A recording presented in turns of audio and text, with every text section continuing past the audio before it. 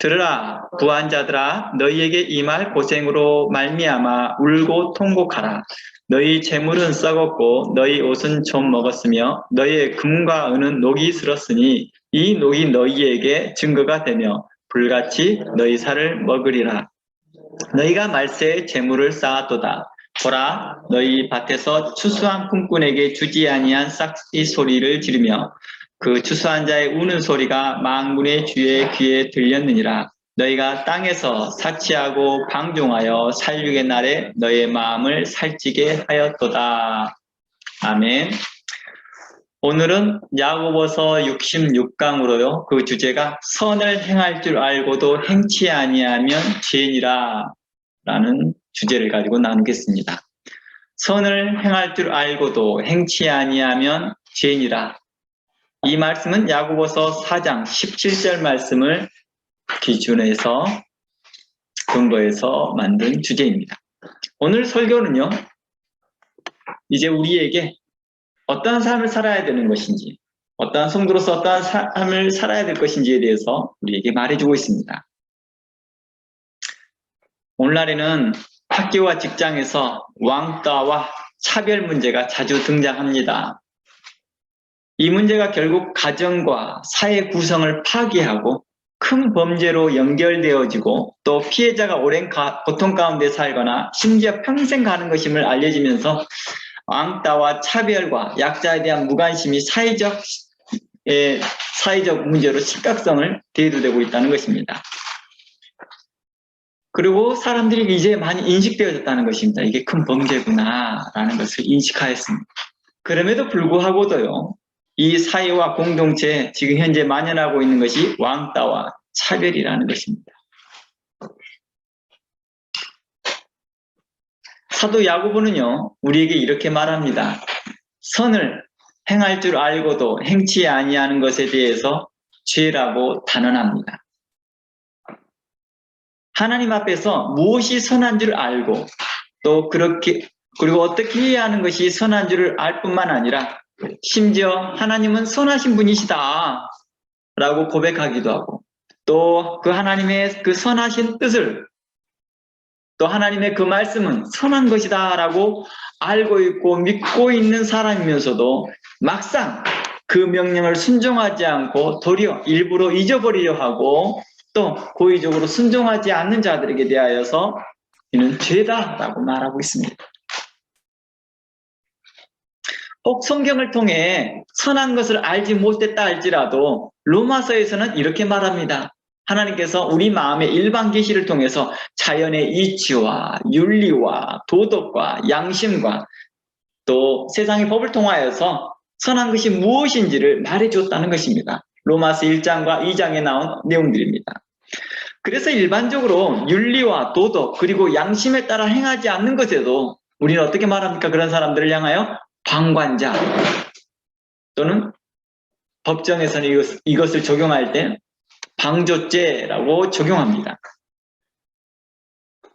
방관자와 방조자가 비슷한 모습을 갖고는 있지만 조금의 차이는 있습니다.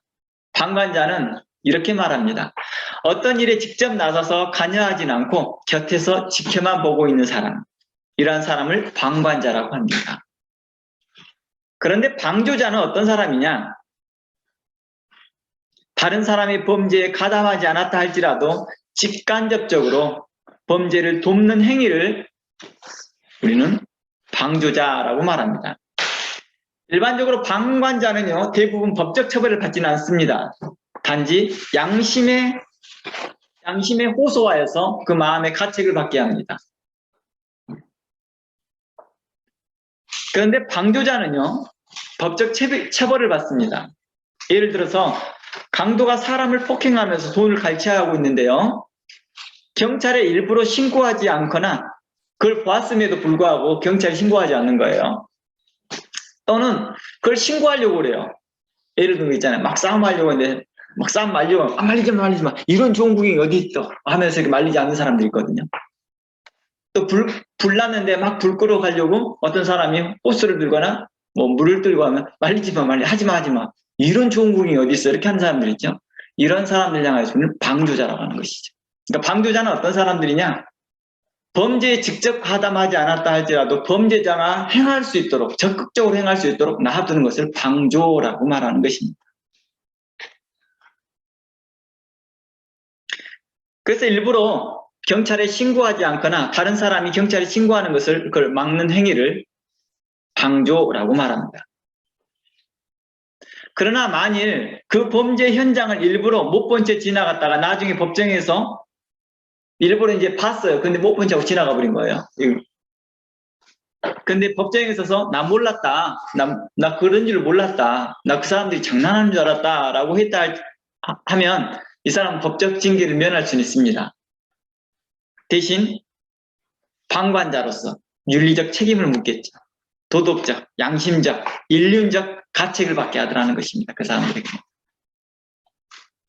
이처럼 제가 지금 이 내용을 제가 법적인 용어이고 법률적인 내용이기 때문에 자세한 내용으로 다 설명하지 못한다 할지라도 여러분들이 개념적으로 이런 것이구나 라고는 알 수 있을 것입니다.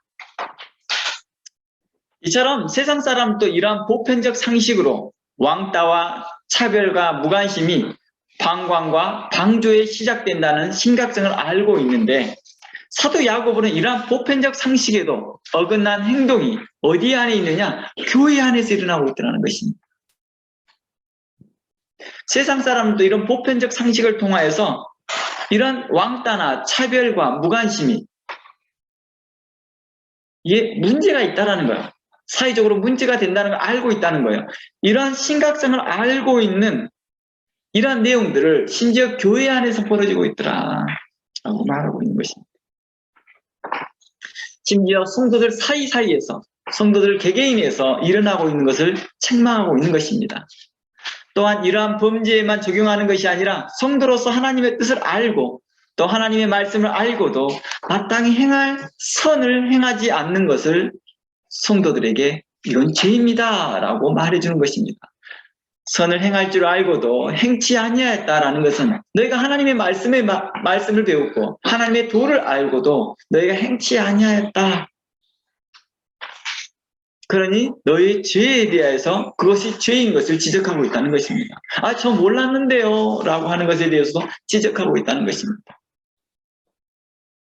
즉 하나님께서 성도로서 마땅히 행할 일들에 대해서 행하지 않는 것, 곧 성도로서 행해야 할 의무와 책임을 우리에게 묻는 것입니다. 그리고 마지막으로 오늘 이 주제에서 계속 이야기하고 싶어하는 것이지만요. 선을 행할 줄 알고도 행치 아니하는 것, 그것이 바로 성도가 당연히 선한 양심을 따라 믿음으로 행해야 할 것을 믿음으로 행하지 않는 것을 지적하고 있다는 것입니다. 이 모든 세 가지를 통합하여서 야고보는 이렇게 말합니다. 선을 행할 줄 알고도 행치 아니하는 건 죄입니다. 세상 사람도 다 하는 것도 너가 지금 하고 있는 것도 죄고 하나님의 말씀을 배워서 이것이 선한 것인지를 알면서도 행하지 않는 것은 죄고 또한 양심에 선한 양심을 따라서 행해야 될 것인데 믿음을 따라 행해야 될 것인데도 행하지 않는 것 또한 죄다라고 말하고 있는 것입니다. 그러나 성경은 우리에게 뭐라고 말합니까? 믿음과 착한 양심을 가지라고 우리에게 요구합니다. 너희들은 건강한 믿음과 착한 양심을 가져라. 마지막 때에 자기만 사랑하고 배반하고 어떤 이들은 이 양심을 버렸고 그 믿음에서 관해서 파선하는 자들이 있다라고 지적하고 있습니다. 이는 사도 바울이 디모데에게 했던 말입니다. 디모데 전서를 통하여서 하셨던 말씀입니다. 이제 우리는 그 내용의 첫 번째로 한번 살펴보려고 합니다. 첫 번째, 방관하고 방조하는 자들의 모습입니다. 바로 야고보서 2장에서 지적한 내용입니다. 어떤 사람들입니까? 야고보서 2장 15절 한번 가봅니다. 만일 형제나 자매가 헐벗고 일용할 양식이 없는데 너희 중에 누구든지 그에게 이르되 평안히 가라, 덥게 하라, 배부르게 하라 하며 그 몸에 쓸 것을 주지 아니하면 무슨 이익이 있겠느냐라고 합니다. 이 사람들은 말로는 돕는 것처럼 하나 실질적으로는 뭐였습니까? 방관하고 방조한 것입니다. 굶주리도록요.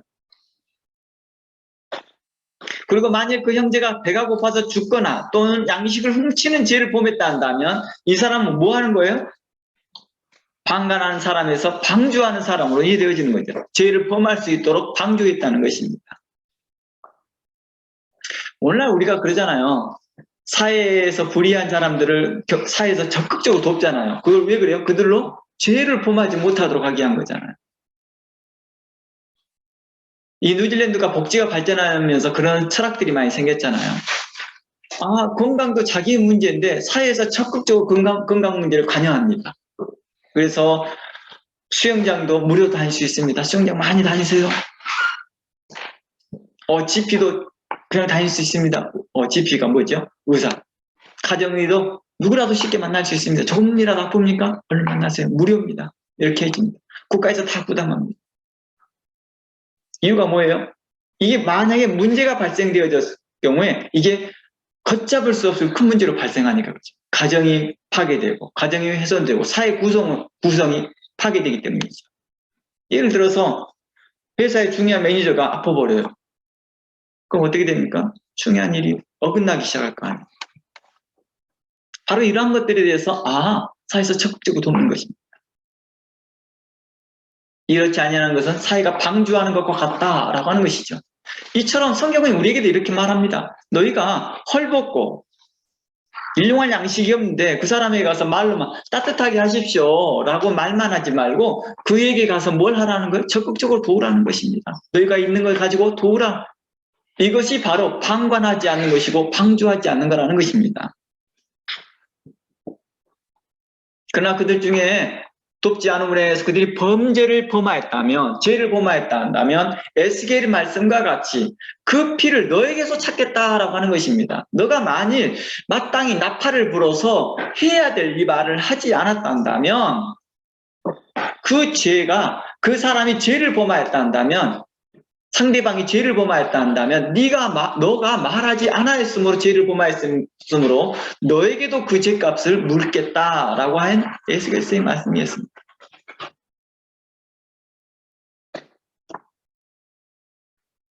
아무튼 방조죄와 방관죄 이 둘 중 어느 것이 더 큰 죄냐에 대해서는 성경은 관심이 없습니다. 어떤 것이 더 큰 죄입니까? 방조죄가 더 큽니까? 방관죄가 더 큽니까? 세상법은 불명고 방관죄에서는 적용하지 않습니다. 방조죄에서만 적용합니다. 방관죄는 증명할 길이 어렵기 때문이죠. 양심의 문제이기 때문이죠. 그래서 성경에는 이 둘 중에 어떤 것이 더 큰 죄냐에 대해서는 별로 관심이 없습니다. 그리고 세상법이 어느 것을 죄로 규정하든 안 하든 관계없이 성경은 성도로서 합당행해야 할 선을 행하지 않았기 때문에 뭐라고 단언했어요? 죄라고 단언하였다는 것입니다. 이건 죄입니다. 이는 예수님의 비유에서 나온 강도 만난 유대인에 대한 제사장과 레위인의 태도와 같습니다. 그리고 우리는 선한 태도를 보였던 선한 사마리아인의 태도를 통해서 우리가 배울 수 있는 것들이 있었습니다. 레위인과 제사장은 방관하고 방주한 사람들입니다. 그러나 선한 사마리아인은, 지나가던 사마리아인은 자기의 동족 자신들을 멸시하고 천대하였던 유대인을 돕습니다. 강도 만난 그 유대인을 돕으며 자기가 가지고 있는 것으로 최선을 다해 돕습니다. 이것을 참된 성도의 삶이라고 말하고 있었다는 것입니다. 이는 누가복음 18장에서 나왔던 내용들이죠. 혹 그들이, 제사장과 레위인들이 저희들을 몰랐습니다. 밤이다 보니까, 캄캄하다 보니까 잘 안 보였어요. 그리고 그 사람이 쓰러져 있던 거라고 저는 생각지도 못했습니다. 저는 나무가 기둥이 떨어진 줄 알았습니다. 라는 말로 핑계했다 할지라도 성경은 그 양심을 통해 책망하더라는 것입니다. 요한복음 8장을 가보면요, 이러한 내용들이 나옵니다. 요한복음 8장을 가보면 가늠한 여인을 대한 사람들의 처벌을 이야기합니다. 요한복음 8장 4절을 제가 읽어볼게요. 예수께서 말하되 선생이여 예수께 말하되 선생이여, 사람들이 이제 그렇게 말했다는 거죠. 이 여자가 간음하다가 현장에 잡혔나이다. 모세는 율법에 이러한 여자를 돌로 치라 명하였는데 선생은 어떻게 말씀하겠습니까? 그들이 묻기를 마지 아니한지라. 계속 끊임없이 말했다는 거예요. 어떻게 할 거예요? 어떻게 할 거예요? 라고 물어봅니다. 이제 예수님께 일어나 그들에게 말합니다. 너희 중에 죄 없는 자가 먼저 돌로 치라. 그리고 예수님은 잠시 포즈를 둡니다. 그랬더니 9절, 그들이 이 말씀을 듣고 양심의 가책을 느껴 어른을 시작하여서 젊은이까지 하나하나씩 나가고 오직 예수와 그 가운데 섰는 여자만 남더라. 예수님은 뭘 뜻했습니까? 그들에게 양심을 지적합니다. 너희들도 방관자 아니냐. 잘 보세요. 현장에서 잡았잖아요. 여자를 현장에 잡았다면 누구도 잡혀와야 돼요? 남자도 잡아와야 되잖아요. 근데 남자는 없어요. 오직 여자만 잡아왔다는 거예요. 그리고 그 여자에게만 죄를 물어봅니다. 이건 심각한 문제인 거죠. 얼마 전에 어젠가 그젠가 저희 가족이 한번 미술관을 갔어요. 전 근데 그 미술관에서 봤던 것 중에서 가장 인상 깊었던 게 그분이 퍼시픽 사람이었거든요. 퍼시픽 사람이었는데 자기 예술가예요. 자기 몸을 행위예술로 보여주는데 그 보조자들에게 자기 자신을 땅바닥에 눕혀놓고 테이프로 다 붙이게 합니다. 이거 어떤 테이프죠? 이렇게 브라운색으로 된 테이프입니다. 테이프로 자기 자신을 머리부터 발끝까지 다 붙이게 합니다. 오직 콧구멍만 해서 숨만 쉬게 합니다. 그리고 또 자기 자신이 서 있습니다. 그리고 그것을 테이핑을 해서 그 온 몸을 다 둘러붙여버립니다. 하나는 땅바닥에 딱 붙여놓게 하고 하나는 서서 자기 몸을 다 테이프로 감싸버립니다. 억압인 거죠. 압제된 거죠. 그 사람은 사람이었으나 그 인격이 보이지 않습니다. 이것은 바로 억압되어지고 된 여성을 대표하는 모습이지만 또한 이것은 또한 우리에게 차별과 오랫동안의 억압과 핍박 가운데 있는 모든 사람들을 대변하는 내용일 것입니다. 저는 그 내용을, 그 그림을 보고, 그 내용을 보고 행위예술을 보면서 많은, 부분들에서 참 좋은 작품이다. 참 많은 사람들에게 좋은 메시지를 전달하는 작품이다라고 생각이 들었습니다. 지금 현재도 그렇습니다. 여성을 잡아와서 말합니다. 차별합니다. 그리고 여성에게만 뭘 합니까? 우리 무리의 약자들, 우리 무리의 소수자들, 그들을 뭐 합니까? 그들을 핍박하고, 그들을 억압하고, 그들에게서 함부로 대하더라는 것입니다. 예수님은 그렇게 말합니다. 너희 중에 죄 없는 자가 돌을 들어 쳐라. 아마 그 돌이 이제 누구를 향하였을까요? 각자 자신의 양심에게 향했을 것입니다. 그 징계가 곧 자기 자신에게 쳐서 그들은 이제 떠나기 시작합니다. 하나, 둘씩. 로마서에서는 이러한 일들에 대해서 이렇게 말합니다. 이러한 일들은 그 양심이 증거가 되고 그 생각에 서로 고발하여 혹은 변명하며 그 마음에 새긴 율법의 행위를 나타내느니라. 즉 그들은 양심이 증거가 된대요. 바로 예수님은 그 양심을 통하여서 말했을 것입니다. 하나님께서는 율법이 없다 할지라도 하나님 알지 못한다 할지라도 하나님께서 처음부터 사람을 창조할 때부터 그 양심을 안에 두었셨다라고 말합니다. 자연의 이치를 통하여서 사람의 양심을 통하여서 알게 했더라는 것입니다. 잠언서 24장을 가봅니다. 잠언 24장 11절입니다. 잠언 24장 11절 말씀에 이렇게 말합니다. 잠언 24장 11절.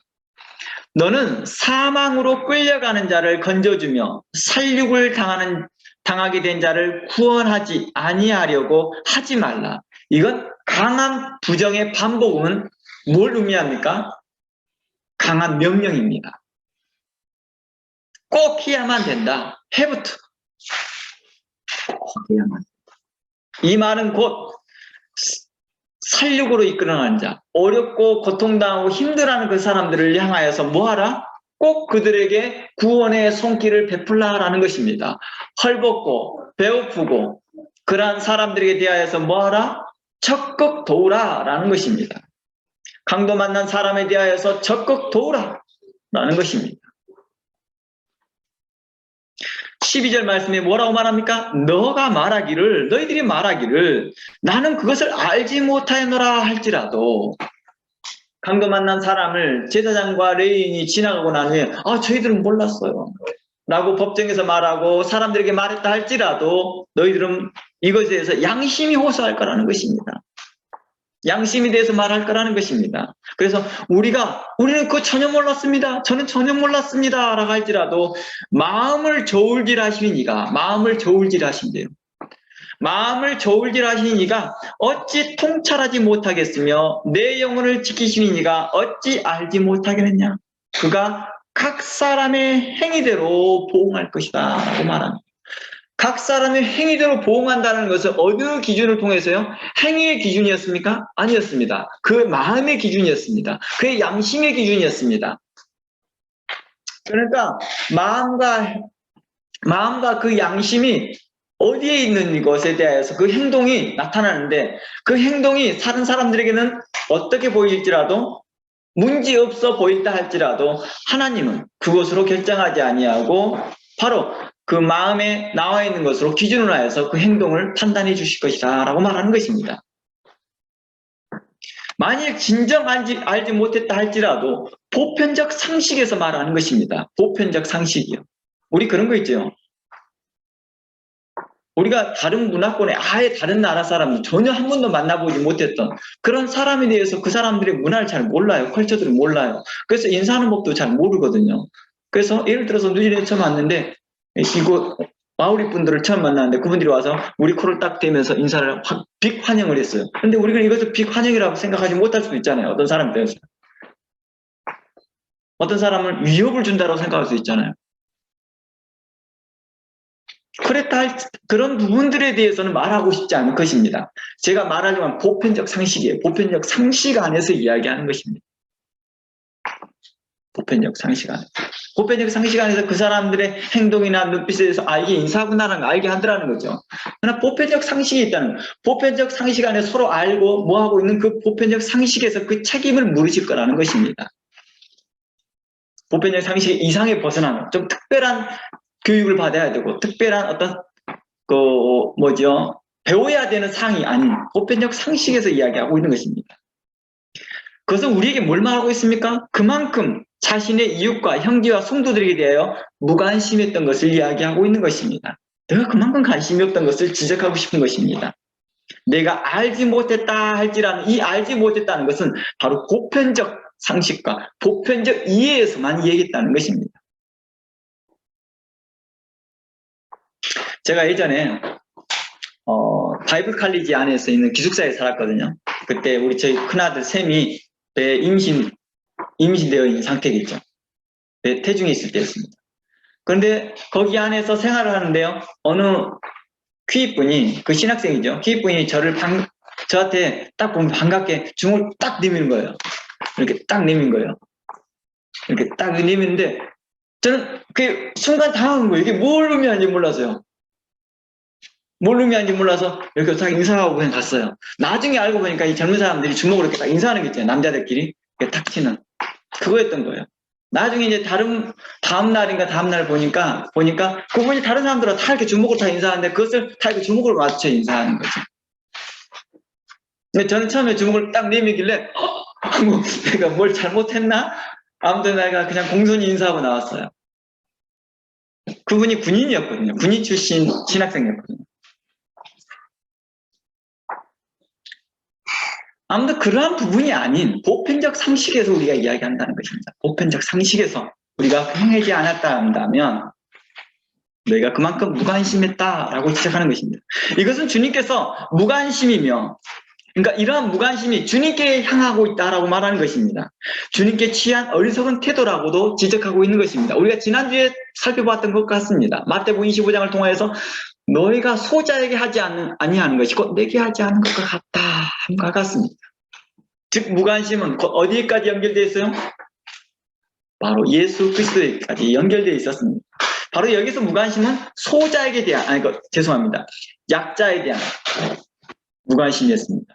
부유한 자에게 대한 관심이 아닌 것입니다. 하나님은 사람의 마음과 양심을 감찰하실 뿐만 아니라 저울질하신 하나님이십니다. 어떤 사람은 자신이 기도할 때만 자신의 마음의 묵상과 자신의 입의 말이 다 주께 연락되기를 우리는 착각합니다. 어느 때만? 기도할 때만.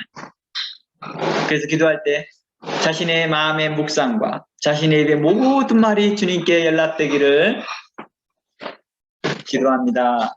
그리고 하나님은 그때만 다 들으신 줄 착각합니다. 그러나 하나님은 언제 어느 때나 항상 우리의 마음의 생각과 양심과 심지어 심장의 폐부와 뇌 속까지 살피시는 하나님이시라는 것입니다. 내가 숨어 몰래 은밀히 품는 생각도 하나님은 아시는 분이라는 것입니다. 그래서 우리가 지난주에도 말을 했지만 사람들의 그 내면에 감추어져 있는 것을 드러내시더라는 거예요. 그러면서 너 이런 거였잖아. 계속 말로 핑계대고 행동으로 핑계대고 이 사람 너 원래 솔직히 이런 거였잖아 라고 지적해 주는 것입니다. 그래서 우리는 어땠습니까? 하나님의 말씀은 어떻게 보면 그 심리학의 이상을 넘어가고 있다는 것이죠. 그래서 하나님의 말씀은 우리의 폐부와 심장의 모든 생각을 다 아시느니라 라고 말합니다. 그래서 성경을 연구하고 관찰해보면 여러분들이 묵상해보면 여러분의 스스로에게 양심이 호소하는 소리가 참 많이 있는 걸 발견하게 됩니다. 그리고 이 말씀을 읽을 때 그 말씀이 나로 뭘 하게 합니까? 견책하게 하고 의로운 말씀으로 의로운 사람으로 살아가도록 우리 계속 양심을 통하여서 호소하게 하는 것을 발견하게 됩니다.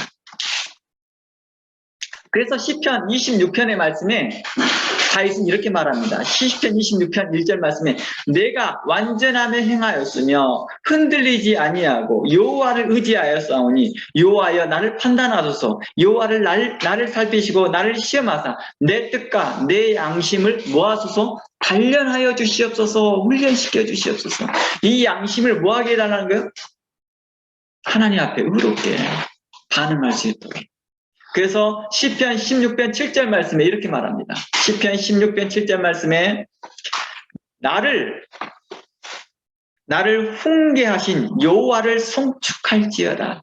밤마다 내 양심이 나를 교훈하도다 라고 말합니다. 하나님의 말씀이 우리의 양심을 통해서 말하고 있고 그 양심이 우리를 또다시 뭘 합니까? 교훈하더라는 것이. 이러면 안 되는데. 우리 그런 거 있잖아요. 누구에게 말하고 난 다음에 그날 저녁에 생각나잖아요. 그러한데 그때 내가 이 말하는 게 실수였네. 또 이런 말들은 내가 너무 과했네. 내가 이런 행동이 좀 잘못됐네. 이런 생각들을 갖게 하는 것이 무엇 때문에? 양심이라는 것입니다. 특히 성도들에게서는 이 하나님의 말씀을 통하여서 그 양심을 통하여서 말씀하시더라는 것입니다. 그래 다윗이 말합니다. 내 양심을 단련시켜 주시옵시고 내 양심이 교훈되어지고 있습니다. 무엇으로 말미암아? 하나님의 말씀으로 말미암아 하나님께서 나를 그렇게 단련시켜주고 있습니다. 우리는 이것을 오늘날에 뭘로 표현하고 있어요? 성령의 음성이라고 표현하고 있다는 것입니다. 성령께서 우리에게 하시는 말씀.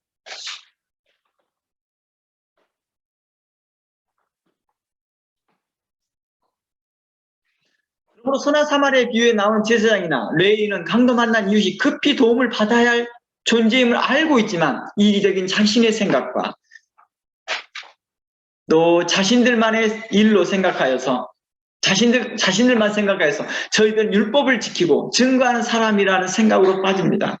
저희는 율법을 지키고 증거하는 사람이라 몸을 더럽혀서는 안 돼요. 피를 묻혀서는 안 돼요. 율법에 기록되어 있잖아요. 저희는 율법을 지킨 겁니다. 라고 혹 말할지라도 하나님 그 양심을 지적할 거라는 것입니다. 너 그거 솔직히 도와야 되는 거 아니에요?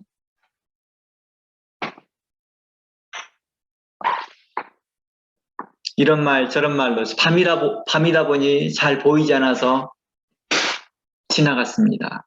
라고 이런 말 저런 말로 변명할지라도 하나님 앞에서는 그 사악한 내면을 속일 수 없다는 것입니다. 하나님은 자신이 가지고 있는 것으로도 강도 만난 사람에게 최선을 다한 사마리아인을 칭찬합니다. 이 선한 사마리아인의 태도를 예수님께서 비유하여 언급하신 것은 성도의 선한 삶에 그치지 않고 우리에게 또 다른 이야기를 하고 있습니다. 너희는 선한 삶을 살아라 라는 그러한 것에서 그 이상의 것을 이야기하고 있다는 것입니다. 예수님의 이 말씀입니다. 예수님께서 선한 사마리아를 통해서 우리에게 말해주고 싶은 게 뭐였을까? 선한 사마리아인의 그 태도를 통하여서 우리에게 말해주고 싶은 게 뭐였을까? 이 비유를 통해서 언급하고 싶은 것은 성도들이여 선한 삶을 살아라. 선을 행하라. 이것에 머무르지 아니하고 선을 행할 줄 알고도 그 양심과 믿음을 버리고 방관하는 태도와 방조하는 그 태도가 하나님 앞에서 악한 것임을 우리에게 말해 주었습니다.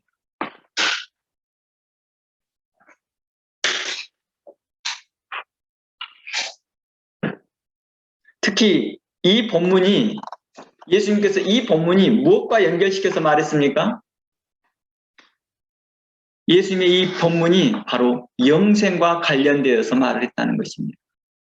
한 율법사가 어떻게 해야 영생을 얻습니까? 하는 말씀에서 나온 말씀이라면 이것을 고려해 본다면 바로 그 이상의 의미를 갖고 있다는 것입니다. 우리가 선을 행할 줄 알고도 행치 아니하면 이 죄니라라고 한 이 죄는 단순하게 그냥 한번 하나님 용서해 주세요라고 끝나버리는 그런 사항이 아니라 이게 지속 반복되어진다면 하나님께서 우리를 징계하실 때 그 심판에까지 놓게 하신다라는 것입니다. 그러니 우리가 이런 일들이 우리 안에서 있지 않도록 우리는 살펴보아야 할 것입니다.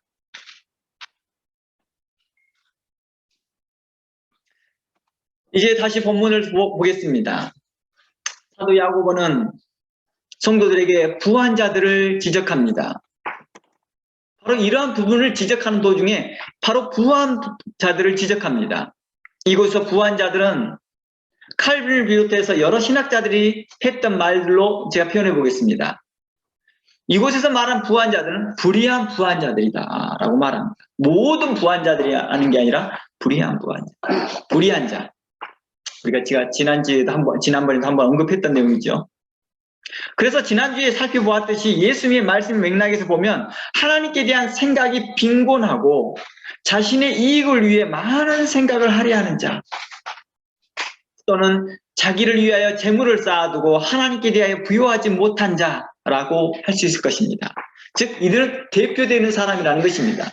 서기관과 바리새인들이 외식하는 자들에 대하여 대표되어지는 사람들처럼 경건의 모양은 있으나 경건의 능력을 부인하는 자들의 대표되는 사람들처럼 바로 여기서 말하는 부자들은 모든 부자를 말하는 것이 아니라 불의한 자들, 하나님께 대하여 부요하지 못한 자들, 자신의 모든 생각이 하나님께 대하여 부요하지 못하고 자기 생각에만 있다는 것입니다. 성경적 가치관보다 세상적 가치관에 빠져있는 자들이라고도 볼 수 있습니다. 세상과 벗된 자들이라고도 볼 수 있습니다. 이들에게 하나님께서 심판하실 것을 사도 야고보는 경고한 것입니다.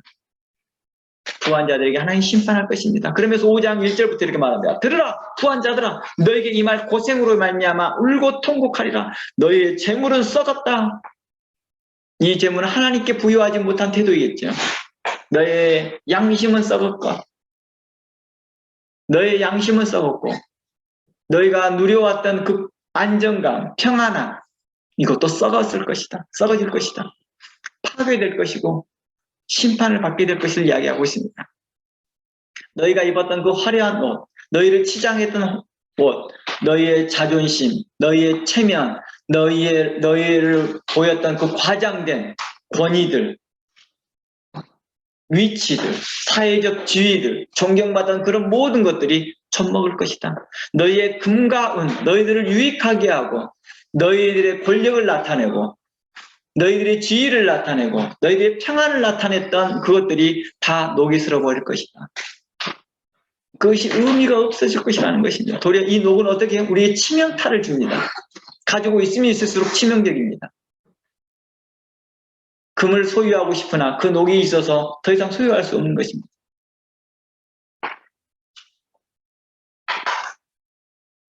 너희에게 증거가 되어 불같이 너희의 살을 먹으리라. 너희가 말세에 재물을 쌓았도다. 그러면서 5절 말씀에 너희가 땅에서 사치하고 방종하며 살육의 날에 너희의 마음을 살찌게 하였도다. 그러니 이곳에서 부자라고 말하는 것은 마음이 살찐 자들, 하나님께 부요하지 못하고 자신의 생각과 자신의 성격적 가치관이 있지 못하고 세상에 정욕에 빠져있고 세상적 가치관에 빠져있고 자기 세계에 빠져있는 사람들에게 이야기하고 있었던 것입니다. 육신의 생각과 정욕의 생각과 또 자기 자신의 피해의식 가운데 살아간다. 이러한 자들에게 말하고 있는 것이겠죠. 또 자기 자신이 과대하게 과대망상에 걸린 자들, 교만하고 거만한 자들에게 했던 말입니다. 이들은 놀랍도록 주의 뜻을 언급하며 주의 뜻이면 이것도 하고 또 우리가 주의 뜻이면 우리가 살기도 하고 이것저것도 하겠다라고 자신들은 다 하나님의 뜻대로 살고 있다라고 착각하는 자들이라는 것입니다. 그래서 야고보 4장 15절 말씀에 이렇게 말하는 거예요. 너희가 도리어 말하기를 주의 뜻이면 우리가 살기도 하고 이것저것을 하리라 하거늘 이제 너희가 허탄한 자랑을 하니 그러한 자랑은 다 악한 것이니라. 이 말은 다른 말로 본다면 다 죄이라 라고 말했다는 것입니다. 그러므로 사람이 선을 행할 줄 알고도 행치 아니하면 죄인이라 라는 말이 그 다음에 연결되는 말이었습니다. 이제 그렇게 허탄한 자랑만 할 뿐 선을 행하지 않는 자들에게 심판이 있을 것을 말하고 있는 것입니다. 이는 계시록에도 언급되는 내용입니다. 계시록 18장 3절 한번 가볼까요? 다 함께 계시록 13장 8절 가봅니다. 3절부터 읽어보면 그 음행의 진노의 포도주로 말미암아 만국이 무너졌다. 18장 3절입니다. 또 왕들이 그와 더불어 음행하였으며 땅의 상인들도 그 사치의 세력으로 치부하였다라고 말합니다.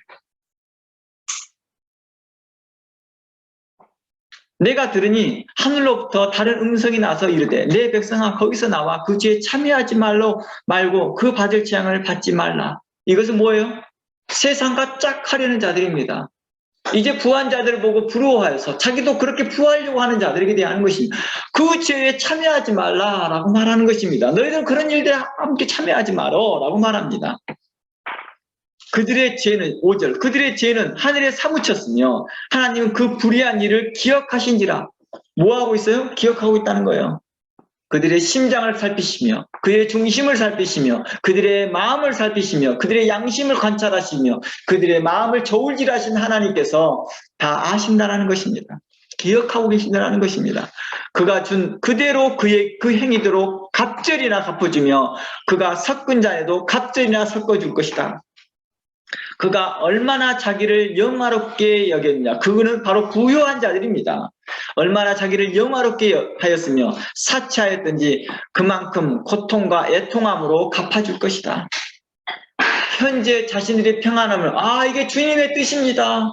주님의 은혜입니다. 라고 고백하고 그렇게 간증했던 그런 자들에게 대해서 하는 말입니다. 너희가 소자를 돌아보지 못하고 너의 부요함만 자랑하였도다. 이것이 하나님의 뜻이요 이것이 하나님의 것이다 라고 말했던 자들에게 말하는 것입니다. 그런 자들에게 너희가 고통과 애통함으로 갚아줄 것이다. 왜냐고요? 소자에게 대하여 너희가 무심하였고 무관심하였고 방관하였고 방조하였기 때문이다 라고 말하는 것입니다. 저는 그걸 몰랐는데요. 그들에게 대해서 너희가 그만큼 이웃에 대하여 무관심하였다. 그런 자들에게 대하여서 내가 그 책임을 묻겠노라. 그 양심을 늘어서 묻겠노라 하였다는 것입니다.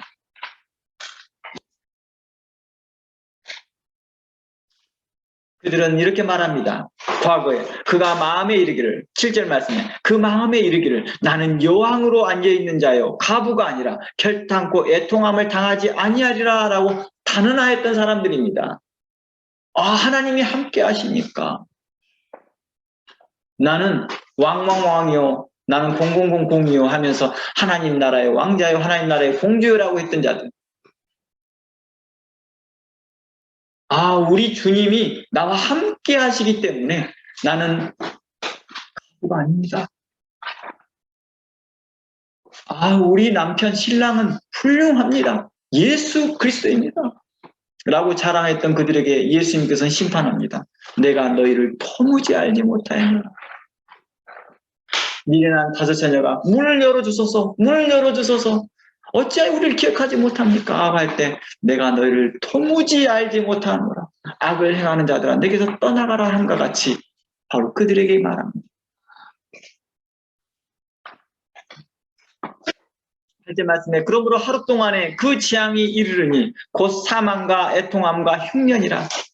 그가 또한 불에 살라지리니 그를 심판하시는 주 하나님은 강하신 자이십니다. 사도 야고보는 야고보서 2장에서 하나님께 대한 생각이 빈곤하고 자신의 이익을 위해 많은 생각을 하려 하는 자들, 자신을 위하여 재물을 쌓아두고 하나님께 대해 부유하지 못한 자들, 이러한 부자들의 태도가 이러한 모습으로 속으로 생각으로 품었던 외적으로 말로 행동으로 드러내었던 똑같이 죄라고 말했다는 것입니다. 야고보서 2장 1절 가봅니다. 그들의 태도가 이렇게 나타나요. 그들이 속으로 하였던 겉으로 하였던 똑같이 하나님께서는 죄라고 말하고 있다는 것입니다. 2장 1절 내 형제들아 영광의 주 곧 우리 주 예수 그리스도에 대한 믿음을 너희가 가졌으니 사람을 차별하여 대하지 말라. 만일 너희 회당에 금가락지를 끼고 아름다운 옷을 입는 사람이 들어오고 또 남루한 옷을 입는 가난한 사람이 들어올 때 너희가 아름다운 옷을 입는 자들 눈여겨보고 말하되 여기 좋은 자리에 앉으소서 하고 또 가난한 자에게 말하되 너는 거기 서 있든지 내 발등상에 아래나 앉아있으라 하면 너희끼리 서로 차별하고 악한 생각으로 악한 무엇으로 생각을 가지고 있는 것도 판단하십니다. 하나님은요. 악한 생각으로 판단하는 너희들이 아니냐. 내 사랑하는 형제들아 들을지어다. 하나님이 세상에서 가난한 자를 택하사 믿음에 부유하게 하시고 또 자기를 사랑하는 자들에게 약속의 나라를 상속으로 받게 하지 아니하였느냐. 그러나 너희는 도리어 가난한 자를 업신여겼도다. 부자는 너희를 업신여기며 법정으로 끌고 가지 아니하였느냐. 그들은 너희에게 대하여 일컫는 바 아름다운 이름을 비방하지 아니하느냐. 그러나 너희가 만일 성경에 기록된 대로 내 이웃 사랑하기를 내 몸과 같이 하라 하신 최고의 법을 지키면 잘하는 것이거니와 만일 너희가 사람을 차별하여 대하면 죄를 짓는 것이니라. 율법이 너희를 범법자로 정죄할 것이다 라고 말합니다. 이곳에 보면 계시록의 말씀과 야고보서에 했던 말씀과 계속 겹쳐져서 이야기합니다. 세상과 벗되고자 하는 자들, 부하려고 하는 자들, 그들에게서 이야기합니다. 거기서 빠져나와라. 거기서 참여하지 말고 그들의 죄에 참여하지 말고 나와라. 그들을 부러워하지 말아라. 그들의 형통함을 부러워하지 말아라. 그들의 형통함이 결국에는 그걸로 점이 먹게 될 것이고 녹이 쓸 것이며 그들이 결국 고통과 파멸로 남게 될 것이니 그거 참여하지 말라 라고 하신 말씀을 또 이야기하고 있습니다. 야고보서 2장에도 동일한 이야기하고 있습니다. 너 솔직히 봐라. 그 부자들이 너희들에게 편안하게 할 것이냐? 안 그런다. 너희들을 압제하지 않는 자 아니냐. 근데 너희들이 그런 자를 똑같이 되려고 해? 하고 이야기하고 있습니다. 갑질하는 사람들을 싫어하면서 네가 또다시 갑질하려고 하느냐? 이렇게 하고 있는 것이죠. 똑같은 죄를 지려고 하느냐? 그러면서 이들은 세상과 짝하려는 자들에게 대하여 이야기합니다. 그 죄입니다. 부하려고 하는 자들에게 대하여서 말합니다. 그 죄입니다. 그와 비슷한 것을 바라는 자들, 자기에게 유익게 되는 사람들끼리 모이는 자들, 사람을 예모로 취하는 자들, 왕따시키는 자들, 또 차별하는 자들, 그리고 약자들에게 대하여 무관심하는 자들에게 대하여 모두 다 당신들 그 죄입니다. 그 선을 행할 줄 알면서 행치 아니한 것입니다. 그건 하나님 앞에 악한 것입니다. 하고 사도 야고보는 우리에게 그렇게 말하고 있습니다. 그리고 단언하며 말합니다. 하나님께서 심판이 있을 것이다. 하나님께 심판이 있을 것이다. 그리고 계시록 말합니다. 불멸고 이 심판에 피할 수 없을 것이다. 그들은 입으로는 크게 송도라고 자랑하고 거룩한 행세를 하지만 정작 하나님의 말씀대로 행하지 않는 자입니다. 뿐만 아니라 하나님께서 명하신 것, 곧 형제를 불쌍히 여기고 긍휼히 여기고 선을 행하라는 말씀을 무익한 말씀처럼 아무런 의미가 없는 말씀처럼 대하더라는 것입니다. 무관심한 자들이죠. 그러므로 사도 야고보는 이러한 자들에게 계속하여 2장 10절부터 이렇게 말합니다. 선을 행할 줄 알면서도 선을 행할 줄 알면서도 행하지 않는 자들, 선을 행할 줄 알면서도 행하지 않는 자들, 야고보서 2장 17절에서는 그러한 자들을 향하여서 행함이 없는 믿음이라고 말하고 있었던 것입니다. 아니 너희들이 선을 행할 줄 알잖아. 그런데 행하지 않고 있다고? 그럼 그 믿음이 어디냐? 그 자체가 죽은 믿음 아니냐라고 말한 것이었습니다. 그러니까 야고보서 2장 말씀에서는 행함이 없는 믿음은 그 자체가 죽은 것이라고 했던 것은 그 행함은 바로 선을 행할 줄 알면서도 행하지 않는 행함이었습니다. 그래서 19절에서 내가 하나님은 한 분뿐인 줄 2장 17절입니다. 야고보서 2장 17절 19절 계속 보여주기 바랍니다. 야고보서 2장 19절에서 바로 17절 보니까 선을 행할 줄 알면서도 행하지 않는 그것을 행함이 없는 믿음. 그러니까 그 세 번째가 뭐였습니까? 믿음으로 행하지 않는 것을 말하고 있다는 것입니다. 양심을 따라 믿음으로 행하지 않는 것을 죄라 말하고 있습니다. 양심 하나님께서 우리에게 보편적 양심을 허락하여 줬고 그 선한 그 보편적 양심을 따라서 우리로 행하게 하였는데 그 양심을 무시합니다. 심지어 성도들에게 그 보편적 양심에 더하여서 특별 계신 그 하나님의 말씀을 받았고 그 말씀을 통해서 무엇이 선한 것인지를 배웠음에도 불구하고도 그 말씀대로 행하지 않고 있더라는 것입니다. 그리고 무시하더라는 것입니다. 그런 자들에게 대해서 너희가 행함이 없는 믿음이라고 말했다는 것입니다. 그것이 너희를 구원할 수 있겠느냐? 결코 못해 라고 하는 것입니다. 그러면서 19절에 말합니다. 네가 하나님을 한 분뿐인 줄 믿느냐? 잘한다. 2장 19절이에요. 너희가 하나님을 한 분뿐인 줄 믿느냐? 잘하는도다. 귀신들도 믿고 두려워하고 있다라고 말하는 것입니다. 이렇게 허탄한 자랑을 하며 행함이 없는 자들에게 대하여 너희가 선을 행할 줄 알면서도 행함이 없으니 그 믿음은 죽은 믿음이다라고 책망하였고 그것이 결단코 너희를 구원시킬 수 없다라고 말하는 것이었습니다.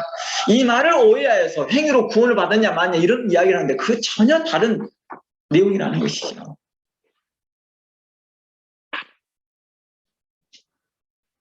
말하고자 하는 성격이 다른 내용이라는 것입니다. 이미 우리가 야고보서 2장을 강의하면서 이러한 내용들을 다뤘기에 또다시 언급하지 않겠습니다. 여러분들 다시 한번 야고보서 2장 강의를 유튜브를 통해서 더 참고하셔서 더 자세히 들어보시기 원합니다. 사도 야고보는 이와 같은 배경에서 13절에서 이렇게 말합니다. 긍휼을 행하지 아니하는 자에게는 긍휼 없는 심판이 있을 것을 이야기하고 있었다는 것입니다. 야고보서 2장 13절 말씀에 긍휼이 행하지 않는 자에게 긍휼이 없는 심판이 있을 것이다. 이는 예수님의 말씀에서 자주 등장하는 말씀입니다. 물론 예수님뿐만 아니라 다른 예수님을 포함하여 많은 성경에서 이런 이야기를 계속해서 말하고 있습니다. 긍휼히 여기는 자는 복이 있나니 그들이 긍휼히 여김을 받을 것이요 라는 마태복음의 예수님의 산상순을 비롯하여서 계속 이야기하고 있습니다. 특히 예수님께서 이렇게 말합니다. 마태복음 18장을 가보면 1만 달란트 빚진 자를 탕감해 주는 일이 생깁니다. 그리고 그를 내어 보내줍니다. 그랬더니 1만 달란트 탕감한 사람이 와우 탕감받았다고 자신감을 갖고 나갑니다. 이야 나는 예수님과 친한 사람이야. 나는 왕과 정말 절친한 사람이라니까. 내 이렇게 큰 빚도 다 탕감해 주신 분이야 라고 자랑만 할 뿐 뭐예요? 진짜 자신의 동관과 소외된 사람을 탕감해 주지 않습니다. 용서해 주지 않습니다. 자기는 자랑합니다. 나는 하나님의 한 분뿐인 줄 믿습니다. 그분은 나와 엄청 친해요. 그분이 나의 아버지입니다. 그 왕은 나와 엄청 친해요. 내가 일만 달라도 다 탐나해진 분이잖아요. 그런 허탄한 자랑, 그런 허탄한 간증을 하고 있는 사람들에게 대하여서 이렇게 말하고 있는 것입니다. 너가 아무 소리도 없는 거야. 너가 지금 현재 국률을 행하지 않고 있잖아. 하나님 뜻대로 행하지 않고 있잖아. 하나님을 이용만 해먹고 있잖아. 라고 말하고 있는 것입니다. 그런 자들에게 심판이 있을 것을 말하고 있다는 것입니다. 그러면서 너희가 각각 마음으로 형제를 용서하지 아니하면 하늘의 아버지께서도 너희를 이와 같이 용서하지 않겠다라고 말했다는 것입니다. 이 용서는 국률이 여기는 것입니다. 이 용서는 바로 뭘 여기는 것입니까? 사랑으로 대하는 것이었습니다. 바로 이 국률은 바로 어떤 것이었습니까? 하나님을 경외함에서 나오더라는 것입니다. 하나님을 존중하는 마음에서 형제를 돌아보는 것입니다. 잠언 21장 13절 한번 가봅니다. 잠언 21장 13절 말씀에 이런 말씀이 있습니다. 귀를 막고 가난한 자가 부르는 소리를 듣지 아니하면 자기가 부르짖을 때에도 들을 자가 없을 것이다 라고 말합니다. 귀를 막고 가난한 자가 부르짖는 소리를 듣지 아니하면 결국 하나님께 듣지 않겠다 이것이죠. 요한복음 9장 31절 말씀에는 이러한 말씀이 있습니다. 하나님이 죄인의 말을 듣지 아니하시고 경건하여 그 뜻대로 어떠한 자들 행하는 자들의 말을 들으시는 줄 우리가 아나이다. 경건하여 아버지의 뜻이 선한 것인 줄 알고 그 선한 것을 따라서 행하는 자들은 하나님께서는 그 기도를 들어주시겠다는 것입니다. 나 선을 행할 줄 알고도 행치 아니한 자가 기도하면서 하나님 내 마음의 묵상과 내 마음의 간구와 내 모든 소원을 이루어 주시옵소서라고 할 때 하나님은 그 기도를 들어주시겠느냐라고 반문하는 것이었습니다.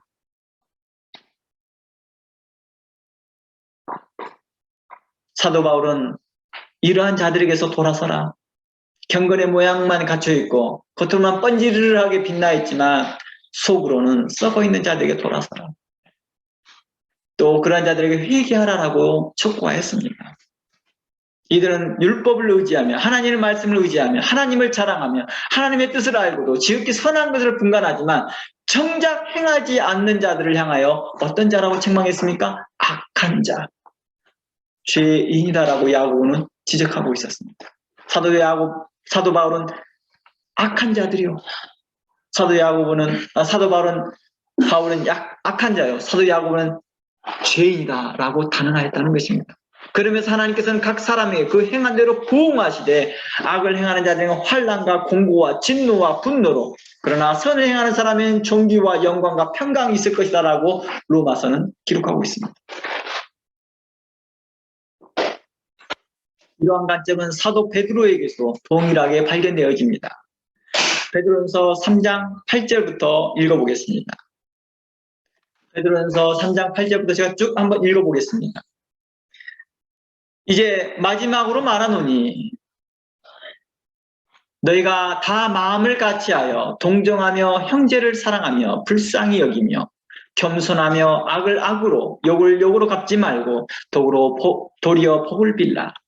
이를 위하여 너희가 부르심을 받았느니 이 복을 이어받게 하려 하시니라.